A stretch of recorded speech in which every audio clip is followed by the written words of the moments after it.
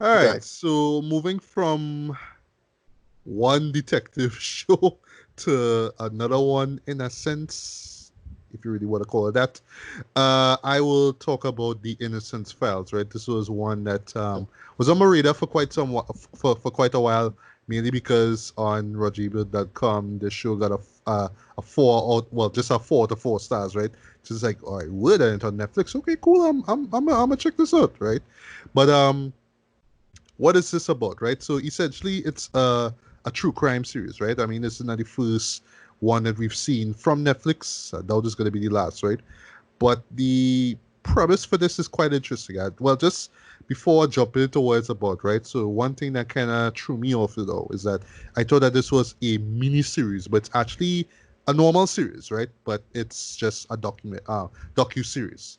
So it's docu series, but not mini series, right? If Right. that makes sense. So it's not Last Dance or OG Me in America, Right. Right. um, Right.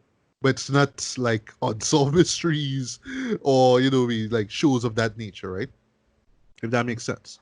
And Yeah. what it's about, right? It centers not entirely on, but it involves cases that were revived basically Yeah. through a group Cool. called the Innocence Project, right? Right. Um, Yeah. right. So the idea is that their job is basically to get wrongfully convicted people out of prison, right?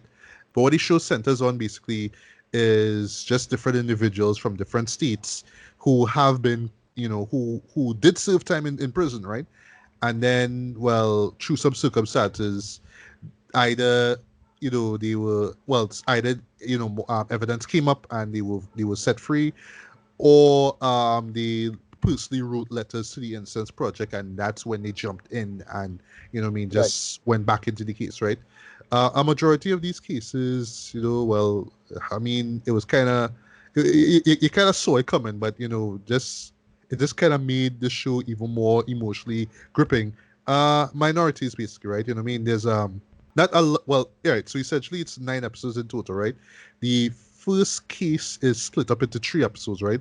And that's Yeah. where, I mean, I imagine for people going in, you might get a little thrown off and think, oh, well, is this whole series going to be about this one guy? You know what I mean? But it's not really like that.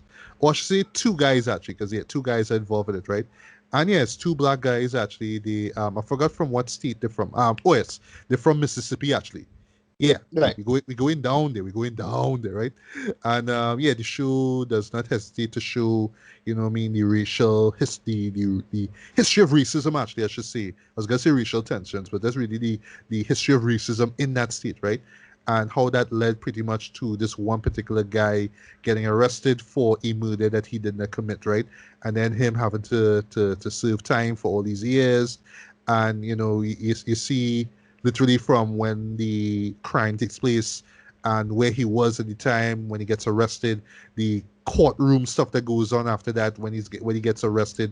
The show itself doesn't focus a lot on the time when they were in prison, so it's not like, say, oh gosh, the Central Park Five, miniseries that that Netflix had last year. Name escapes me Right. right Yeah. now, even though it was on my best of list, right? But it doesn't spend a lot, doesn't shoot them in jail and all that kind of stuff. They will reminisce and say, "Yeah, I served this time, blah blah blah," but they wouldn't tell you about the hardships they went through there. It's not about that, right? There would be lawyers who would step in. Well, some of them either represent the Innocence Project, or they would just be other lawyers who just be like, yeah, I kind of have a feeling something wrong here, no, like something not right here. And then Right. just through some personal motivation, they go and they meet with the guys themselves, the prisoners, and then they work on this case. So they work with other people, other experienced lawyers and all that kind of stuff, and they just figure out what went on. They would even go as far as reenacting certain, moments, right? So this one really great episode actually was a two-parter actually involving this Latino guy, right, who was involved in a gang, right? So he's a gang member, but he's not a gang banger, as in he wouldn't go out and do acts of violence, right? But he's just part of a gang because his sister married a gang member, and so he's just kind of Right. part of the family now. But yeah, he was accused of a drive-by in LA, right? and everybody assumed that he was in the passenger seat. He fired two shots at this guy, and his son and his friends were out just talking. And he just came outside to tell them to come inside, and that's when the car passed. And he got shot, right? So everybody assumed it was him because, oh well, you part of this gang, and we saw you on the block before, so it's that kind of thing now. I just jumped Right. into the review here one time, and the way how these crimes are like, well, like at first you're like, yeah, well, he do that because what I mean, he looked like the kind of person who did this, and look at Right. where he's at or who he's associated with, right? And that's one of the major things that the show touch on. Just because you are a product of a particular environment, don't mean that you just instantaneously going to be the one to be, part of some crime or murder or something like that, right? But they see Right. how easy it is for people to point fingers and say, yes, it's you, right? And at first, well, this is one thing I love about the show, right? So it kind of sets up like, yeah, you see the murder, you see what happened. So, okay, well, it had to be him because that person was there or something like that, or they caught him afterwards doing something like, well, yeah, so clearly that it had to be him now. So, upon first glance, thinking, all right, cool, he did it. But then later on, that person will come and say, well, saying he, because, yeah, everybody, all the characters involved, the main characters involved are men, right? And Yeah. a majority of them are black. There's one who is Hispanic, and there's one in the final episode who is white though. That actually catch me by surprise. But yeah, so he will come and explain. But wait, I wasn't there. I was doing something else instead, right? So you like, wait now. So are you lying to us? Why are you lying to us, right? And then they kind of, but then when they go to friends and family members, they will tell you, yeah, that's exactly where he was. That's exactly what he was Right. doing. So like, wait, so why did they arrest him now? And then when Right. they actually delve in deep now into the circumstances, that's where the show really shines. 'Cause it kind of exposes, well, the whole criminal justice system, like how people are accused of crimes, whether it's lineups or whether it's eyewitness accounts or DNA. The first story, which I say takes up 3 episodes, centers on orthodontist research actually. So it actually involves this 3-year-old girl who was kidnapped from her home. She was raped and she was actually thrown into this pond, and they found bite marks on her. And they weren't sure where the bite marks came from. I'm not gonna say where the bite marks came from, but they thought that the killer did it. But then they were like, okay, well, why would a guy, for one thing, throw the girl in the pond and then pick her back up and bite her? And then the odd bite marks that would be on her, like her hands, sorry, on her arms and legs, is like that's not how a person would bite someone. You know what I mean? But at first glance, it's like, well, yeah, the person do it because he's a sick bastard, right? But then it's Right. like, well, they'll go in depth and then show you, well, no, that's not how it works. However, though, and this is another great thing about the show, there will always be detractors, or there will always be those that will tell you up front, yes, this is exactly what happened. I've been studying this thing for years. I know what I'm doing in that story in particular, which because I'm bringing it up so much, I have to admit, yes, the first 3 episodes are the best in the whole season, I would say. But yeah, Right. this is one guy who's this experienced dentist, right? And he also learned, well, he also dug into other, aspects of, this sorry, not criminal justice, like blood splatter research and just aspects Right. of, crime research and stuff like that. And he would just tell you straight to your face, yeah, like I know exactly what's going on. I have my PhD and I have my degrees and all that kind of stuff. So I am experienced. I know this thing. But if you come now and say, well, oh well, I'm wrong. Well, fine. But the point is, the guy served his time, and that's the next thing is Right. that the people served their time. They didn't serve the entirety of their jail sentence, of course, right? Some of them are actually up for heading to death row actually, and luckily, well, they avoided that, right? But yeah, he could come and say, well, they served the time, case solved, right? Right. But then these guys will come in and say, no, that's not what happened. And then eventually you'll find the real perpetrator. There's actually one episode where they didn't even find out who the perpetrator was. You know what I mean? But luckily the person was freed, right? And Right. I would say right off the bat, if you are into, just into true crime, if you're into American law and criminal justice, then yeah, you will find a lot to dig in with this, right? Right. I would say just as far as gripes go, they are pretty lengthy. There's one particular episode in the middle point, which is like an hour and 21 minutes yet. So it's like legit a movie because all the episodes are primarily an hour long, and this one in particular was 81 minutes.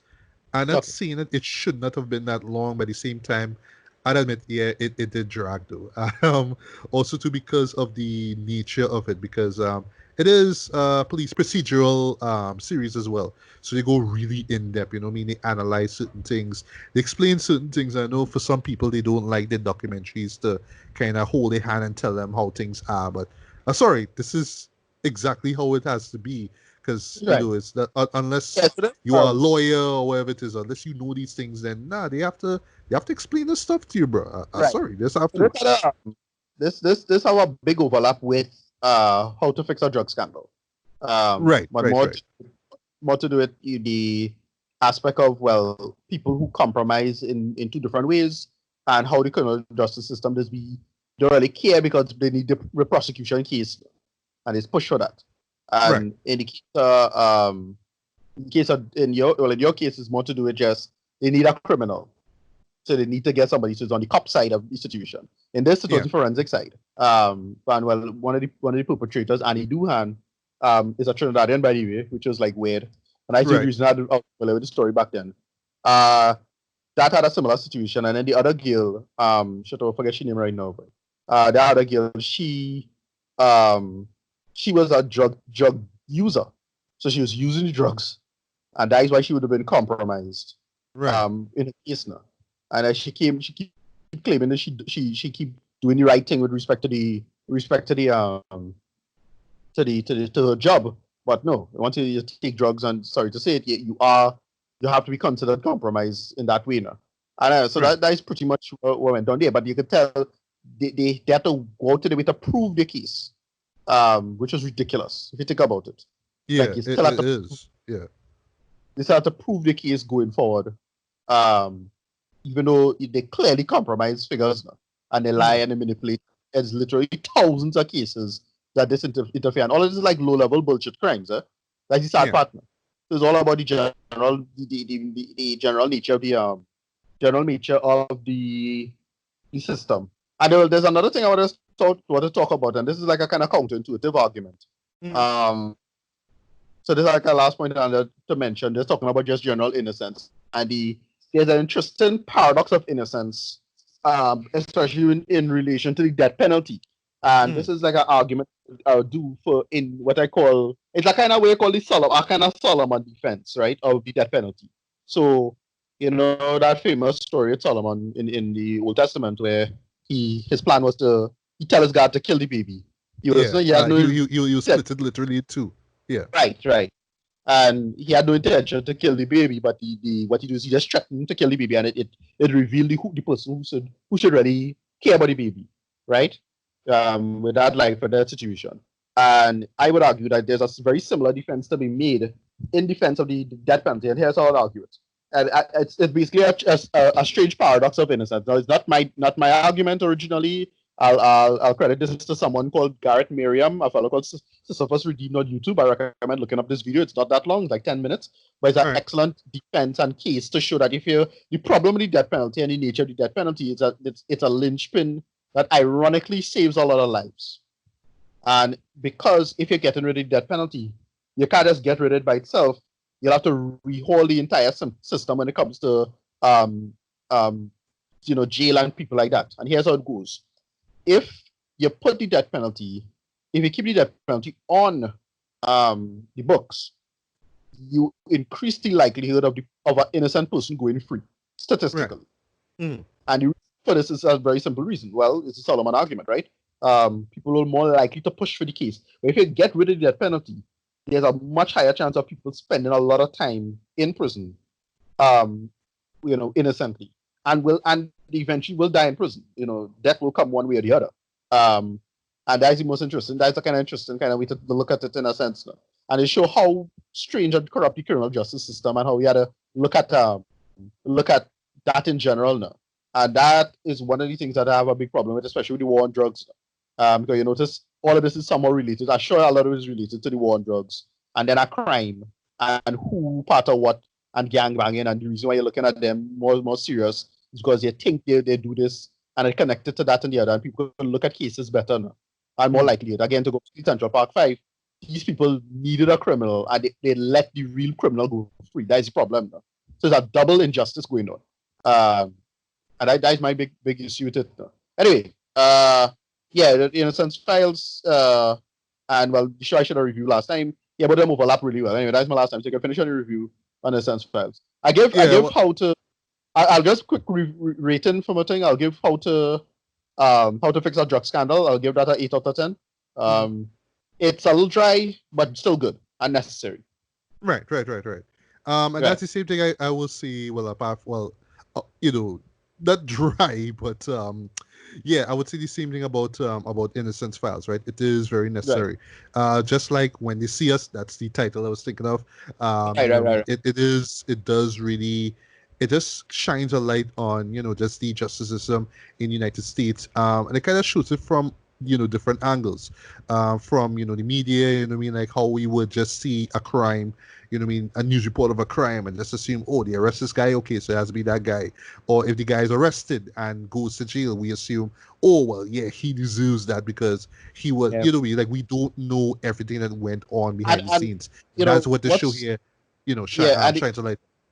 Yeah, because what the main thing about the justice thing is people just keep talking about, well, you serve your time, that somehow fixes the situation or fixes, and like, no, it doesn't.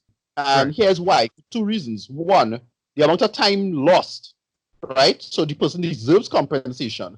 And even if you say, oh, well, you're going to wipe the slate clean and let the person move on with their life, they still have a crime on their record.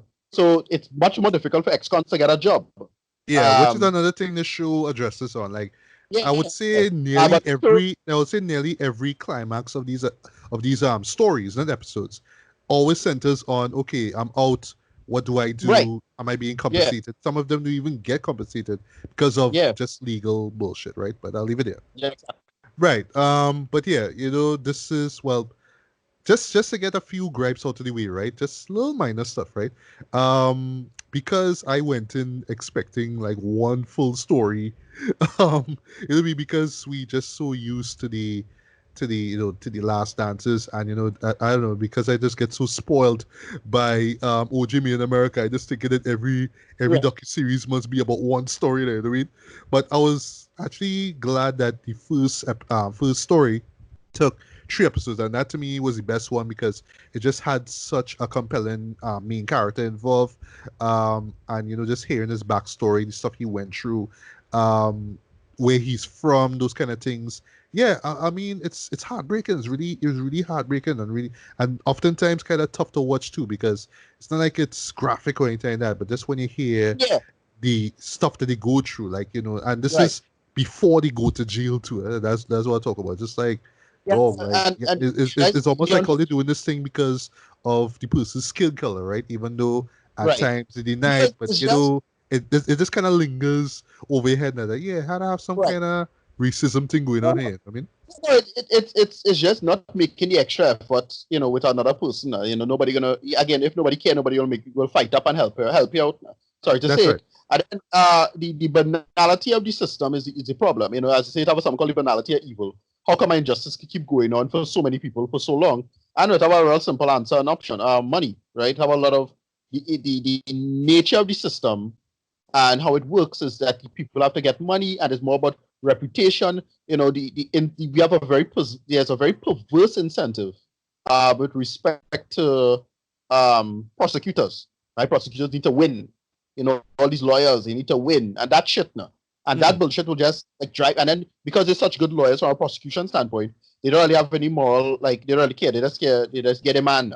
Same problem. And these people just use these big cases to leverage their own careers. That's why when they see us was so, that's why it's so that's why the situation with Central Park 5 was so perverse and pathological, because the two cops who was the women, they went on to have great careers. They sell books for years, like decades. yeah. I remember that. Yeah, I Yeah, remember. exactly. I remember hating them in that show.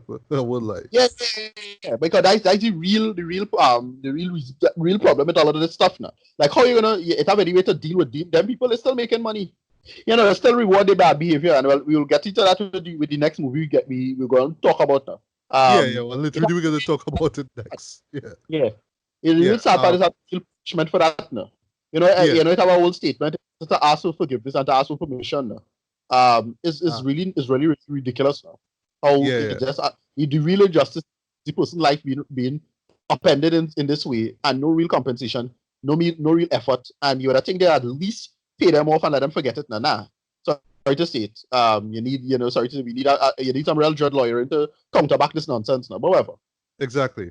All right. So Right. just to kind of round things up, right? So another issue I had though is that with each episode, right? Well, sorry, with each story, I keep saying episode, with each story, they would tell you, okay, it's about the prosecution or the evidence, right? And you'll be like a part one, part two, part three, and then you have the alternate title, right? There was somewhere in the middle point, right? I couldn't help but think about it or notice it, right? Where I swear like they called two episodes part two or part three, almost like they made a little mistake there, and like they just like nobody picked up on it, but this I with my four eyes just picked up on it. And because I picked up on it, I was wondering if I skipped the episode or not now. But then I was like, no, I'm watching everything in order. I'm watching the story play out from the beginning. This is the middle point or this is the end because some episodes, some stories run for like two episodes. It's just the first one ran for three, right? So I was a little Yeah. worried if I skipped something. There was like, no, there was a little, typo here or there, right? And then also too because it's 2020 and because we have to make things modern and stuff like that, right? They use different techniques to, I would say, to replicate certain time periods, right? Because like the eras that they span, it's like from the 80s to about the 2000s, right? So there's like a few moments where they will use like the VHS filter and you know what I mean, Yeah. like kind of incorporate footage in. There's one scene where they incorporate interrogation footage into the lens of a camera. And I was looking at it like, that it's just literally like a reflection that, or yes, took the image and just superimposed it there to make it look like it's a real camera that was filming that stuff. You know what I mean? So like those Right. little Yeah. post production stuff that I just kind of noticed. Like, but I would say it works in terms of just giving the show just a modern shine to things. You know what I mean? Not making it feel old, like or I should say like some sort of Errol Morris film from like the 80s or 90s or whatnot. You know what I mean? Like it feels very much like okay, it was made in 2020 or I should say 2019, right? But yeah, those little filter stuff, I was just like, yeah, but other shows do the same thing too, though. But it works in terms of the context of what they talk about, right? So that's just minor gripes. But other than that, though, this is a fantastic docu series, though. It's not gonna be for everyone, though. Especially if you just get turned off by just seeing black people or Hispanics or just the working man, being pulled out of their normal situations and just put into this circumstance that they didn't have anything to do. They weren't involved with at all. You know what I mean? And what just as I said before, what I love about the show is that at first you just it just shows how easy it is for people to just look at them and be like, yeah, yeah, well, you saw it on the news. Yeah, he did it. He went to court. He did it. He went to jail. Yeah, he did it. You know what I mean? And then Yeah. when you realize what really went down, and you kind of shocked, and it's like, but how? You know what I mean? And it's almost like purposeful how these guys get roped into these things. Like literally, you could be like miles away from the crime scene and they still, arrest you because well, the victim Yeah. saw your face. You know what I mean? There's even Yeah. one episode where it's literally the ex-boyfriend of the victim's ex-boyfriend, Yeah. and they just pull this guy up, put him on you know, into a lineup. Sorry, and Yeah. because she's familiar with him, even though she was blindfolded, and even though the guy had a mask on, she still point him out, and he served Yeah. 10 years. It's Yeah. that kind of thing, though. It's that kind of hypocrisy. So yeah, this is the one of those shows that will get you mad. It will get you. You will feel brokenhearted at times. You will. It is really. It is a tough watch, right? But And I would say that's for some people who just kind of want the quickness and the absurdity of a Tiger King. This is not that. This is kind of sit Yeah, down, yeah. relax, have a little coffee or whatnot. Because yeah, these episodes run kind of long. I just dive into it, and is for me, because I'm just so intrigued by true crime, just learning about like forensics and there's things like that.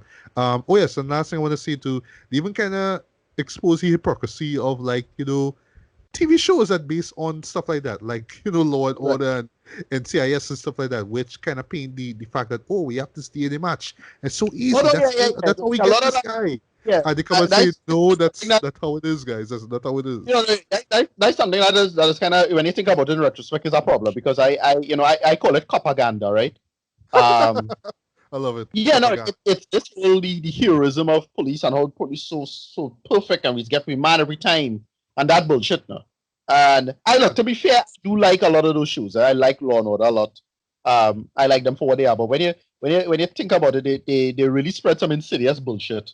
Um, about the American justice system now. Yeah, And man. they have no problem, portraying it and painting it a light that not really that healthy now. Yeah. Ultimately. So yeah, it's a very romanticized. America like to romanticize the police, but Yeah, that's a big factor. that Too. That's a huge factor. The whole the thin blue line. Because one of the big things is that a lot of cops themselves, sorry to say, they need a quota, and as you say, it have a lot of money involved on this jump up with respect to that.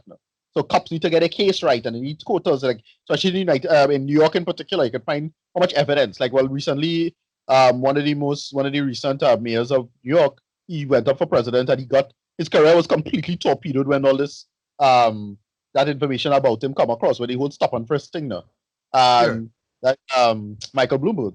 And yeah, correct. that whole just get here up because it was a set of bullshit. He's a person that knowingly spread bullshit, deliberately push people um to arrest and to make things just for the sake of quote unquote security, and it's total nonsense, right? And it is a lot of it is to do with money and wealth and these kind of things. So yeah, that's pretty much that. Right. So, I mean, this is one of those shows that's going to anger you. I do imagine a few people might get bored at the times. And that's not to say the show is unwatchable or anything like that, but just because Right. of the pacing of it, and also because some episodes admittedly are stronger than others, and that's mainly because I'm not sure if this is for every story, but I believe each story does have a different director involved, right? But yeah, there are some incredibly powerful moments, especially like after their freedom and whatnot. You know what I mean? Like those moments really resonate with me. Just seeing how these guys go back to their families and just what they have to deal with afterwards. You know what I mean? Just for powerful, poignant moments. And I would say, yeah, if you're into shows about this true crime, documentaries and docu series and all that, yeah, this is the absolute must watch.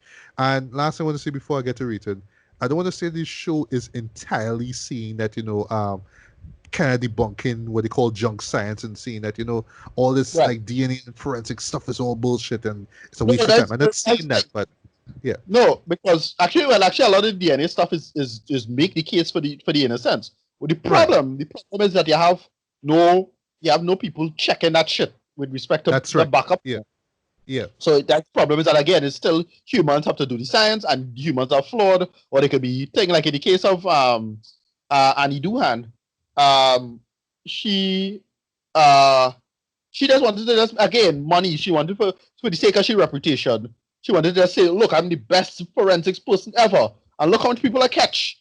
That bullshit, and she just pushing out her cases faster, like 3 times, 4 times faster than most people now. And yeah, because somebody she just want have to prove a point, of course, which I right, understand, but still, I mean, still, right. And the thing, somebody just went and checked to say, "Hey, how you doing so many cases so quickly? How come?" Right? How come you doing so much cases so quickly? And it's to check she was just half-assing it now and not really doing the proper procedure. That's why she was doing things so quickly. Right? And yeah, it insidious now.